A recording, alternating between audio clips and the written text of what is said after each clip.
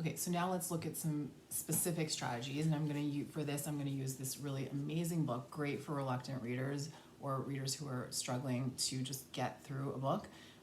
Anything by Jason Reynolds is great, but Long Way Down is a particularly great one. What's interesting about this book, looks really thick, but read it in like an hour because it is written, this is a novel, it's not poems, but it's written in verse. And it's written this way because it has this incredible momentum to it. And it's also just a great story. But in any case, so the second page of the book is the one that I'm just going to look at in particular with you and just kind of use this as an opportunity to talk a little bit about how you can break down some of the skills as you go through in your reading. So he says, my name is William Holloman, but to my friends and people who know me, just Will. So call me Will, because after I tell you what I'm about to tell you, you'll either want to be my friend or not want to be my friend at all. Either way, you'll know me.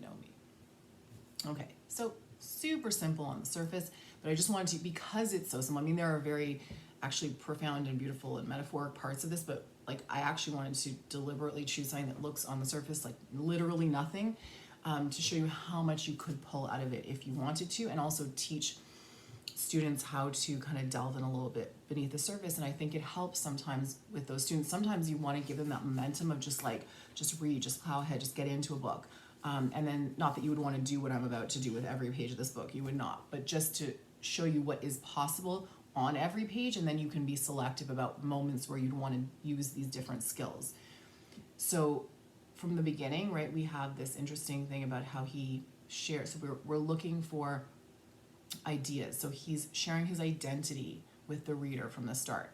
And when he does, he has different forms of it. William Holloman, all of those are sort of layers to his identity that will matter later.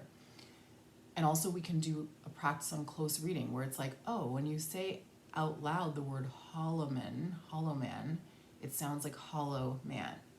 So why do you think a reader would name a character hollow man, right? What's your emotional state when you feel hollow inside? What's he cluing us into is maybe going to be this character's situation from the beginning.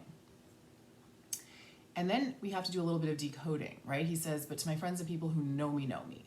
Well, there's what words say on the surface, and then there's what they mean when you put them together. So know me just sounds like repetition, but that's not what it is, right? We understand that that's sort of a phrase that people understand to mean something. If you say someone's like, they know me, right? So we can use that as an opportunity for them to kind of talk a little bit about reading between the lines and what we mean beyond the actual words. And what would that mean to you if you said, oh, that person, like, they really know me. Okay. And then we have, he says, the people who know me call me just Will. So we can have a bit of a self-to-text reflection here moment where you say, you know, why do people who really know him call him the short form of his name? And do you have people who call you a different version of your name? And who are those people? And then we can have an interesting moment to kind of notice something. That kind of meta moment where you step out of the text, where he's inviting the reader into his close circle of friends. He says, so you call me Will, because after I tell you what I'm about to tell you, etc. So he's now telling us as the reader, come into my close circle, because you're going to know me. And why would he, what does that indicate to us about what kind of story we're about to be told?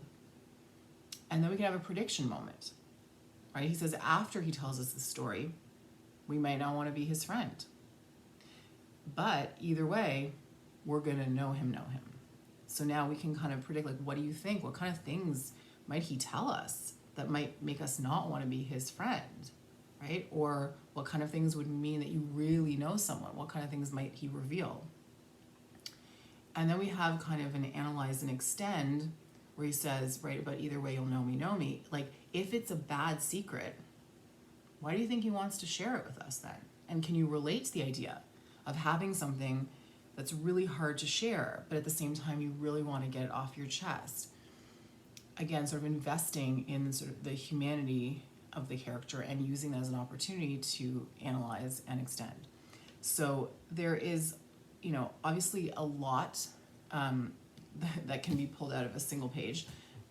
like I said, don't recommend doing this on every one of the 300 pages or you'll never get anywhere.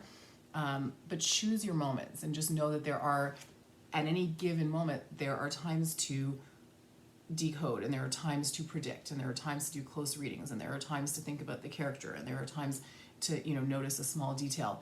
And maybe, choose your moments to do that, so you're sort of building, because each one of these is an essential reading skill, and it all comes into play when someone is reading on their own, and it will boost all of their reading comprehension strategies as they approach a text on their own. So little by little, just kind of be peppering those skills into your own process as you're moving through a text with your